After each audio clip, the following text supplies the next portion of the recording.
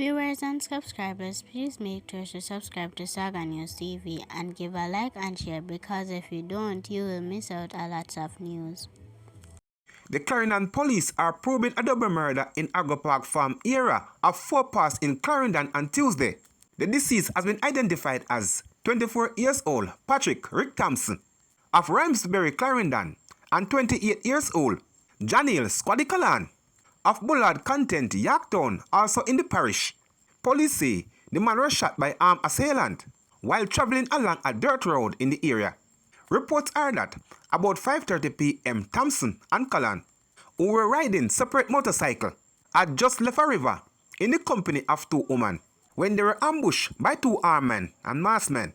According to investigators, one of the men confronted Thompson and was overheard saying, "Are you me comfort?" The gunman then opened fire on both men, sending them running into a nearby farm. Thompson was chased and shot multiple times in the head and upper body, while Callan was struck in the upper body and abdomen. The woman managed to escape without injury. The cops were summoned to the scene and found the man face down with gunshot wounds. They were rushed to the Maypen Hospital, where they were pronounced dead. The police are appealing to anyone with information to contact the 4 Pass Police at 987-0429 or Crime Stop at 311. Monday was the deadline for the policeman involved in the fatal shooting of 22 years old Jamar Ferguson in Cherry Tree Lane, Clarendon, to submit official reports to the Independent Commission of Investigation (INDECOM). Ferguson was killed by police on Monday, September 15, during a police operation at his home. The police claimed that Ferguson pulled a firearm while executing a search warrant. After his killing, Ferguson's relative protested, claiming that he was killed in cold blood, and released the close-circuit television footage showing him running to open the front door of his house before raising both hands above his head as he appeared to surrender to cops who were outside his house. No video has been shared of the alleged confrontation between Ferguson and the police. Police in St. Catherine have launched a manhunt for a gunman who executed 43 years old arrest Badadan Frankson in Old Harbour on Monday morning. Frankson, a laborer of Simit Avenue in Old Harbour, was walking along the roadway at East Street around 7 a.m. on September 22 when he was ambushed. Reports are that a man wearing a dark color hoodie approached him from behind, pulled a firearm and opened fire. Frankson fell to the ground, but the gunman reportedly stood over him and fired 7 more rounds before escaping in a waiting Toyota Axia motor car, which speeded away from the scene. Residents alerted the police and Frankson was found on the roadway, bleeding heavily. He was rushed to the Spanish Town Hospital, where he was pronounced dead. The Old Harbour Criminal Investigation Branch has launched a probe into the murder. No motive has not yet established for the killing. A bloodshed forces suspension of proceeding at the St. Catherine Parish Court in Spanish Town on Wednesday morning. Reports are that around 10:40 a.m., persons conducting business at the court were ordered to evacuate the building. Members of the Jamaica Fire Brigade quickly arrived on the scene as first responders. It is understood that the threat came through a phone call, prompting the authorities to act swiftly. Attorney at law Isaac Buchanan, who had matters scheduled in the circuit court, voiced his concern. "I think it caused inconvenience, and although it is only a threat, the police cannot take it lightly. Therefore, we have to act responsible and just await instruction as to the way forward," Buchanan said. The police bomb squad and the K9 division are expected to search the building. This marks the 3rd bomb threat reportedly at the court and its environs since the start of the year. One of St. Anne's most wanted men has been arrested and charged with murder, following a high-profile case that has been gripping the parish for nearly a decade.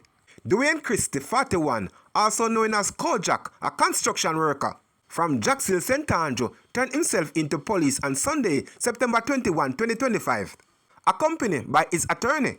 Christie had previously been featured on the Jamaica Constabulary Force Wanted Wednesday list. Christie faced multiple charges including murder, illegal possession of a firearm, and illegal possession of ammunition. The charge stemmed from the fatal shooting of Ronald Gill in Davidtown.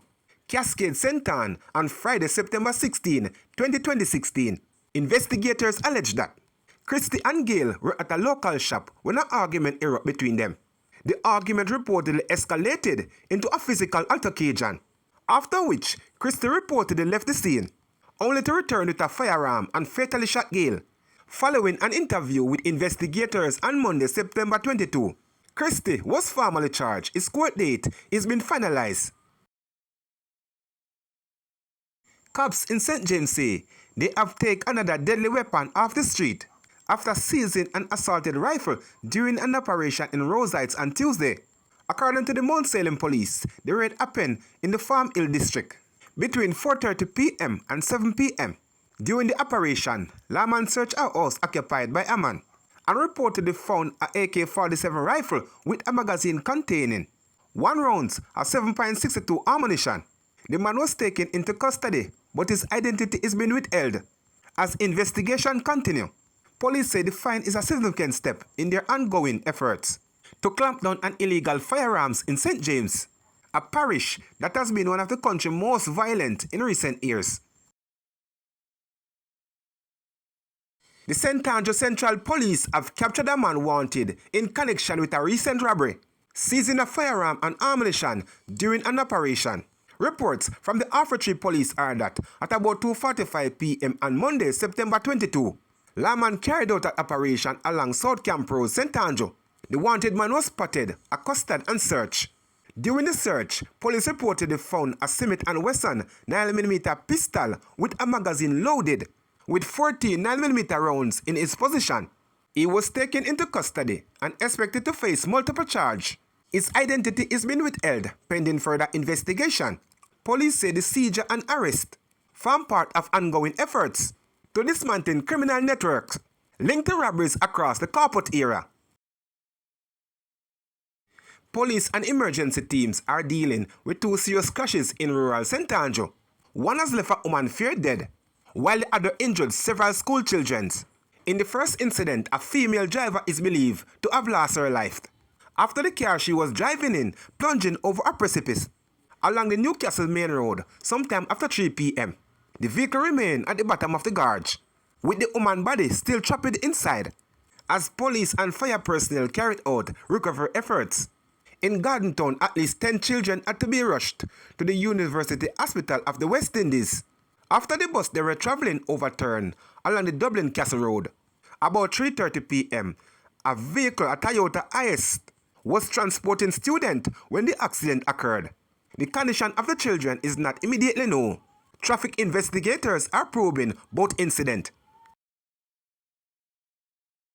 A party Stratton St. Mary became the scene of an arrest when police swooped down and nabbed a man who they say had an imitation weapon on Wednesday morning.